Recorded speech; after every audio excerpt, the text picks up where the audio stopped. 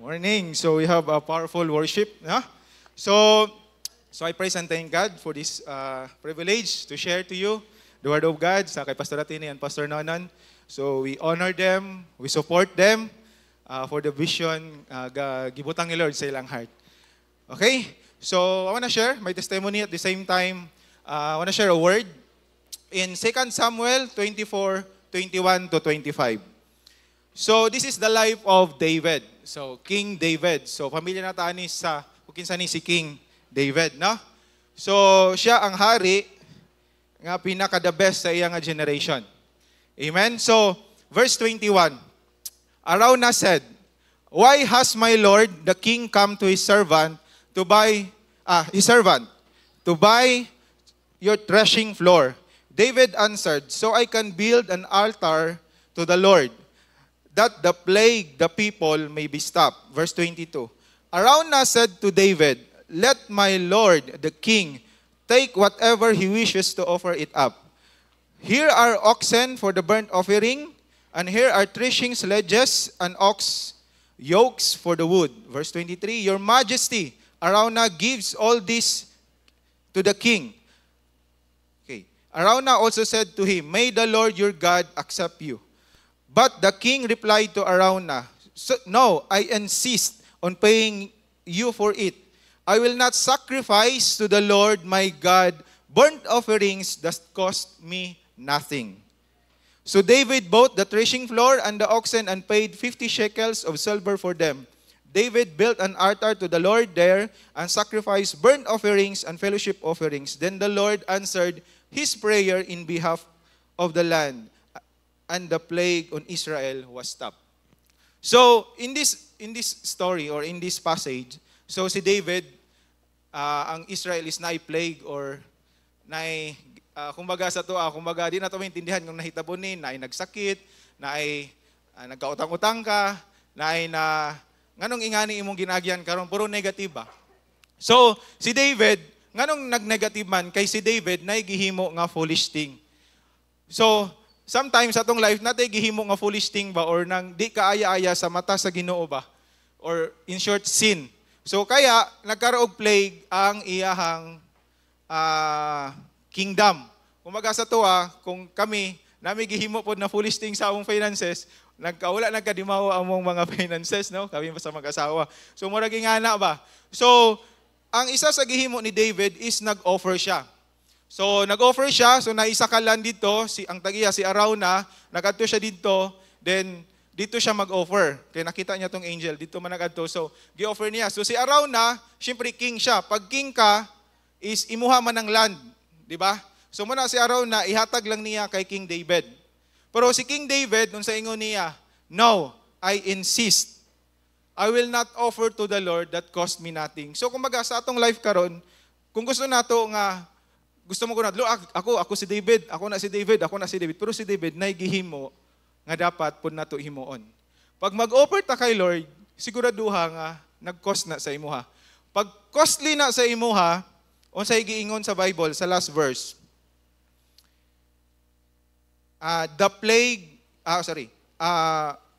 sacrifice burnt offering, fellowship offerings. Then the Lord answered his prayer. So si David, ang prayer ni David, nawala tong plague. Tong mga di maayo nga nagkahitabo sa iyang kingdom. Pag when we say plague, tingala na lang ka, nga nagkasakit, na disgrasya, okay na unta tanan, pero murag dili man mao. Ana ba? So, okay na imuhang client, nawala pa. Tapos, okay na imong pakiramdam, tapos nagkasakit pa, nagsunod-sunod ang sakit. Mga ana ba? So, dili na maintindihan, pero nag-serve ka sa Ginoo. So, karon, ingana ang prayer ni David. Plague on Israel was stopped. So, si David offering, kung mag-offer ta kay Lord, bring tag-offering kay Lord, dapat costly na siya para i-answer ni Lord. Maybe naka sa situation karon. So, dili lang basta nga maghatag ta kay Lord, kundi dapat naga-cost sa tuwa. So, unsay nahitabo? So, kami, as a part sa akong testimony, last December, gi-connect me ni Lord, ilapas. So, last December, nami gi-offer sa Lord nga offering ba. So last December, siyempre napako sa corporate karon, ang 13-month na ako is 6-digit man na siya. So gi-offer na mo to kay Lord nga 6-digit. So we planted that seed. So and grabe ang gihimo ni Lord. So but before that, before ko na i-share, mao ni akong life. Na ako sa corporate karon pero na namin sa transition. So please show me the next picture. So inga na ako sa Ajinomoto company. So mao ni among picture during sa akong promotion. So because we faithfully as a kaming a couple, we faithfully serve the Lord and give our tithes and offering. Arang dara nga side is mao nang president sa Ajinomoto sa Philippines, vice president and sales director. So inga na siya. So during ni sa among promotion last 2023 dito sa Manila sa Primea nga hotel. So inga na, so gi-promote ni Lord. Then next nga picture is mao ni siya tong time nga na I presenting kad po also sa sa Dream Team no, kay Kuya Ryan. So that's sa transition namo nga time, gitrain ko dito, gitabangan ko niya nga mag-grow sa Lord at the same time nga maka-adjust diri sa winning souls and making disciples. So sa team nako si Rog kag si Aaron. So thank you sa ilang pag-assist ako, especially kay Ryan. Okay? Sa next nga picture. Nato yung picture isa nga tong wala isa balik isa. Wala. Anyway, ato nga picture is during to time sa pag one-on-one namo nila Pastor Atene, Pastor Nonon. So mo tong time nga pag-promote. So di lang na-promote ko sa company, but also gi-promote ko ni Lord as a primary leader. So, isa to sa seed offering. Okay, let's clap our hands to the Lord. Isa to sa seed offering nga gihimo namo last December. And also, isa sa mga testimony po nako is during jarong January, gidouble ni Lord to nga blessing. So, nagtanomig 100,000, gidouble ni Lord. Ang isa ka utang namo, kay lagi na kadimaw among life. So, na-blinded mi ba? So, nabayaran na mo to siya itong isa sa 6-digit na mo nga utang in cash. So, mao na, pag once mag-offer ka kay Lord, nga cost sa imo ha, reverse ni Lord. Mo to si David, nagkaroon siya, and the Lord answered the prayer of David, and the plague was stopped. Okay, so maybe naka sa situation karon na ay plague or na ay dili maayo nagahitabo sa imong family, sa imong situation, sa imong work. Maybe mo na nga time nga maghatag ka kay Lord nga tong giving nga naga-cost sa imuha.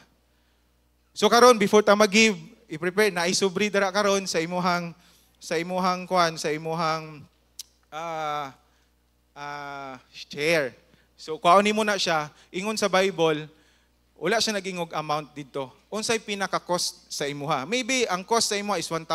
Maybe ang cost lang sa imo is 20 pesos. Maybe ang cost lang sa imo is 100 pesos. So mula na imong ihatag. Okay? So, kuha na imong sobridara, then we will pray and we will give. Okay? Let's pray. Let's bow our head and close our eyes. Lord, thank you, Lord God, for this time, for your word. Thank you, Lord God, nga ang word, just like David, Lord God, we will give something nga the best sa imo, Lord God. I-return na mo among tithes, i-give na mo ang offering, Lord God. Bless us this morning, Lord God. In Jesus' name I pray. Amen.